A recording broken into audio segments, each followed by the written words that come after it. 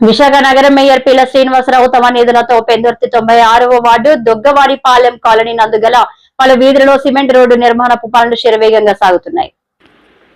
విశాఖ నగర మేయర్ పీల శ్రీనివాసరావు తమ నిధులతో పెందుర్తి 96వ వార్డు దొగ్గవారిపాలెం కాలనీ నందుగల పలు వీధులలో సిమెంట్ రోడ్డు నిర్మాణపు పనులు శరవేగంగా సాగుతున్నాయి. ఇప్పటి వరకు అండర్ గ్రౌండ్ డ్రైనేజ్ కారణంగా వీధుల్లోని రోడ్లన్నీ పూర్తిగా శిథిలావస్థకు చేరుకున్నాయి. ఈ సమస్యను దొగ్గవారిపాలెం కాలనీ స్థానిక నాయకులు మేయర్ దృష్టికి తీసుకురావడంతో ఆయన తక్షణమే సిమెంట్ నిర్మాణానికి నిధులు మంజూరు చేశారు. దీనిలో భాగంగా గత వారం రోజుల నుండి దొగ్గవారిపాలెం కాలనీ వీధులలోనూ సిమెంట్ రోడ్ నిర్మాణాలు చేపట్టారు. ఈ నిర్మాణ పనులను స్థానిక నాయకులు టీడీపీ పార్టీ అధ్యక్షులు పెంటకోట రాజేంద్ర ప్రసాద్, టీడీపీ నాయకులు పీల జితేంద్ర, స్థానిక కాలనీ నాయకులు వానపల్లి సత్యనారాయణ, వానపల్లి నరసింగరావు, బొండపల్లి గౌరీశంకర్, మునస వెంకటేష్, మునస శ్రీను, రాడి రమేష్, పెంటయ్య, కనకరాజు, అప్పలరాజు తదితరులు పాల్గొన్నారు.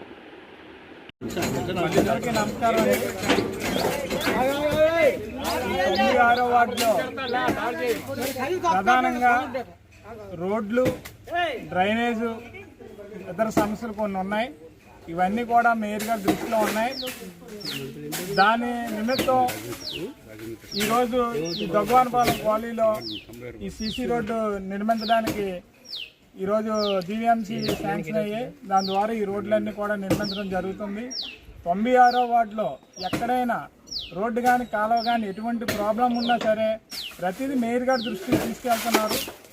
మేయర్ గారి దృష్టికి వచ్చిన ప్రతి సమస్యని కూడా చాలా తక్కువ టైంలో అభివృద్ధి చేస్తూ రోడ్లు కానీ కాలువలు కానీ ఏది కావాలన్నా ప్రతి సమస్య కూడా మేయర్ గారికి ప్రతిదీ తెలుసు.